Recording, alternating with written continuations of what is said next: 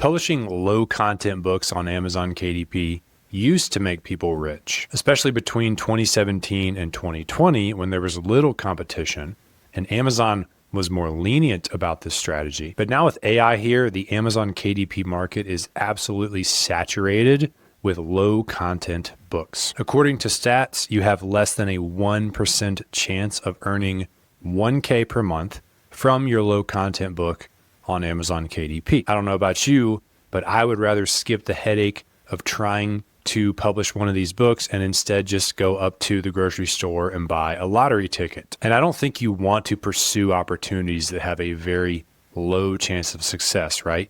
You want something that is proven and reliable. You actually want the work that you do to grow and compound upon itself over time, like money in an investment account, so that you can grow your business, grow your brand. If that's you, then keep watching, but do so with caution because I'm not going to pull any punches here. I'm going to give it to you straight. And if you showed up because you're looking for short-term cash grab strategies like low content books, then what you're going to watch from here on is not going to necessarily make you feel good inside. I'm not making this video to give people another dopamine spike and a false sense of hope. I'm just here to give you some real advice. What works for me? What works for my clients? I'm going to unpack what it actually takes to write a book that will grow your business in a meaningful way. And I'm not talking about making passive income through Amazon book royalties. I'm talking about growing a real business, a real brand, and using a book as the engine underneath the hood that runs all of it. I've generated 430 high-ticket customers from my little self-published books, and this has resulted in 7 figures in revenue for my expert business. And I've never published a low-content book, nor would I ever recommend that somebody do that. And this strategy just makes no sense. First of all, a lot of the authors that write these books are not even experts on the topic themselves. They're literally just opportunity seekers. And so look, maybe I'm not your guy. Maybe you want to click off right now, but like this to me is just a silly game. It's a losing game. It's not a game that winners play. This is basically kid stuff. And with AI here, kids can literally do this strategy. A kid can write a book in 10 minutes with ChatGPT and throw it on Amazon KDP, design the cover, all that stuff. And so why continue to play a game that's only going to get exponentially harder to play over time? And why not pivot to what works, to what is proven, to what the people who are making tens of millions of dollars are doing? That's what we're going to talk about from here on. So if you really want to know what it takes to use a book to grow your business, to make money, the first thing to talk about is what a book actually is in the first place. Because a book is actually just a hollow shell. It's like a vessel. People don't buy it because they're like, I want more books. They buy a book because they want to solve problems. And solutions to problems can come in many forms, right? It can come in the form of a YouTube video like this one. It can come in the form of a podcast. And while YouTubers happen to make videos, podcasters happen to make podcasts, authors happen to write books. What is true for all 3 of those different mediums is that people are there to get their problems solved. The best books solve a pressing problem for a certain person, and they do it in a way where it's packaged so it doesn't look like the last 1,000 books that were written on the same topic. And lastly, the author has real credibility. They solved a massive problem for themselves. They've solved it for other people. Maybe they spent years researching and interviewing experts on the topic. Whatever it is, they earned the right to have that megaphone in front of their mouth, pitching their message, which happens to be through the form of a book. And so while this is not the sexy stuff that most people want to hear because they just want to watch videos about how to make money online, the real way to win this game is to become valuable. Like, imagine if I created this YouTube video and I was just like, I want this video to make me money, so people better click on it and watch it so that I can make money. That's ridiculous, right? That is not the way to think about being successful. Nobody is going to buy my book because I want the book to make money. If you look at your bank account statement and you see all the things that you bought in the last month, Everything you bought, you did because you saw real value. You exchanged $6 for that oat milk latte because you wanted to get a caffeine buzz or whatever. And if you think about some of the most successful nonfiction authors like James Clear, who wrote Atomic Habits, he spent years and years absolutely mastering this topic of habits so that he could truly solve that problem for people. The only reason that his book has done so well is because it actually helps people. It really works. People read that book and their life changes. And then they, through word of mouth, tell 2 or 3 people about it. If every one person that gets a book tells 2 or 3 more people, then you can just do the math and see that that is going to grow exponentially.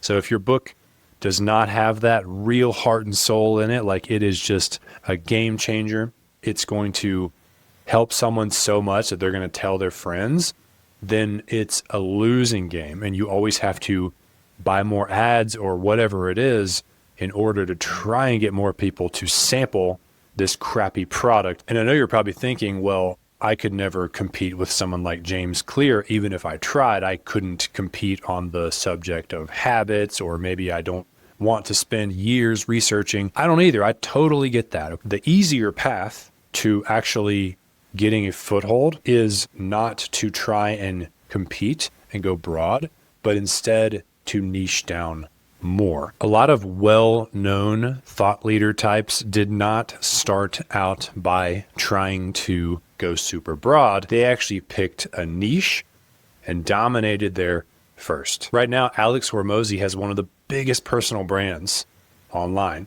His books are massive bestsellers in the business categories, and he did not even use a publisher. It's pretty nuts. And it's almost like, why does everyone think this guy is so awesome? You know, like, how is he getting so much credibility? Well, if you look at his backstory, before he was ever anyone, he actually helped gym owners to launch and scale their businesses, because that's something that he personally had success with in his own chain of gyms. So then he builds Gym Launch. He scales that company to millions of dollars, and he sold it.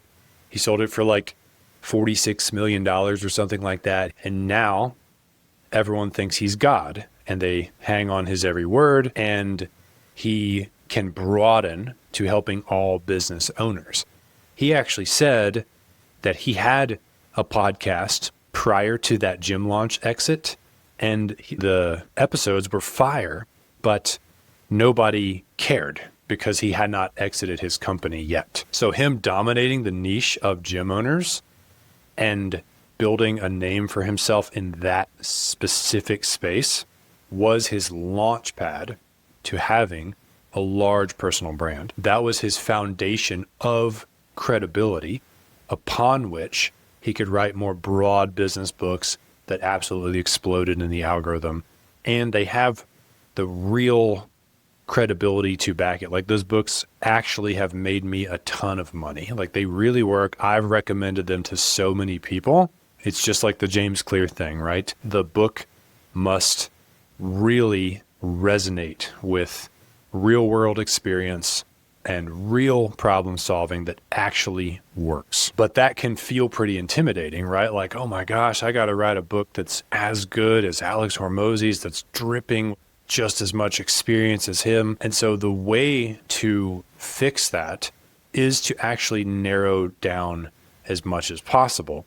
You want to pick something that you can dominate, something that you can become one of the top experts in, even if you have to go pretty small, and then you can broaden later. You know, I used to help coaches and experts just grow their businesses. Like, I'll help you scale to 100K per year. That was my tagline. And the problem I had was that there are so many other like guru types that are out there. Like, I'll help you grow your coaching business, right? I'm making like $250 a year. These guys are making $1 million a month. And so why would anyone hire me when they could hire those guys who clearly knew more than I did? I mean, let's be fair, right? So I struggled to make myself stand out. But at some point I had a conversation with one of my buddies, and he suggested a new idea, because I mentioned to him, I get most of my coaching clients from my book, Nail Your Niche. About half of my clients at some point end up saying, Brian, could you help me write a book of my own like you did so I can use it to get more of my own coaching clients? I realized that instead of just saying, I help experts and coaches grow their business, I could niche down more. I could say, I help experts and coaches grow their business with a book. And that one additional step of niching down, that took me from having like 1,000 competitors down to maybe a few dozen at best. Seth Godin has this quote where he says, if you're going to go into business, there is no point in trying to be anything but number one. Like if you don't have the desire to be the absolute best in your space, then what are you really there for? You're not really gonna have a chance because your competitors are fighting for that, and you're always going to be just fighting over the leftovers, the scraps. When I first heard him say that quote, all I felt was overwhelm. I was like, be the best at something? Like, I'm too lazy for that.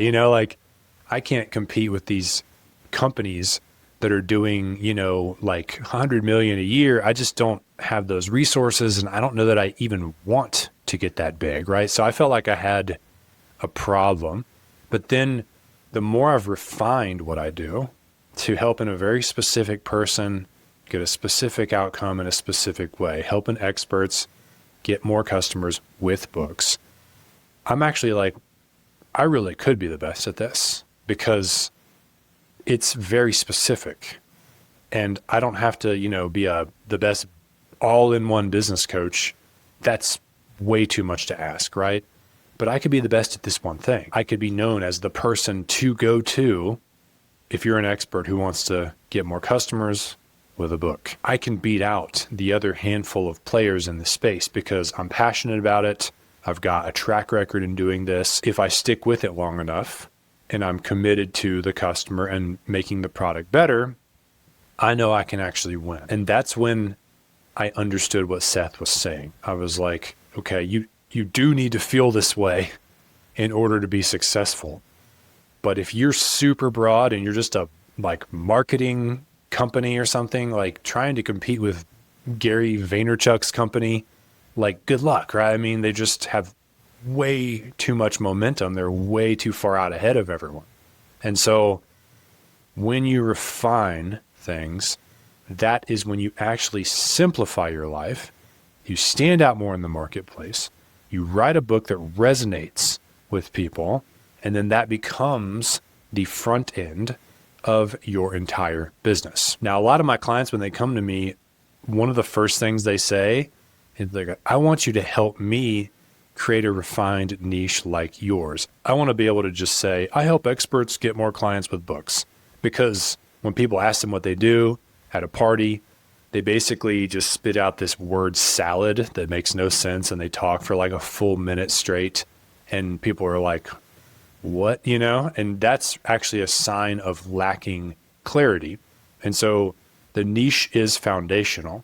I put together a 90-minute course on how to create a refined niche like this so that you can then go write a book on that exact concept, and it will stand out and it will resonate.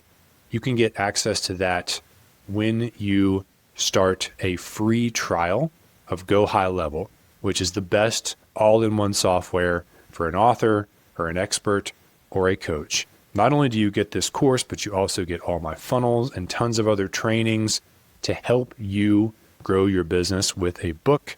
Click the link in the description or the pinned comment.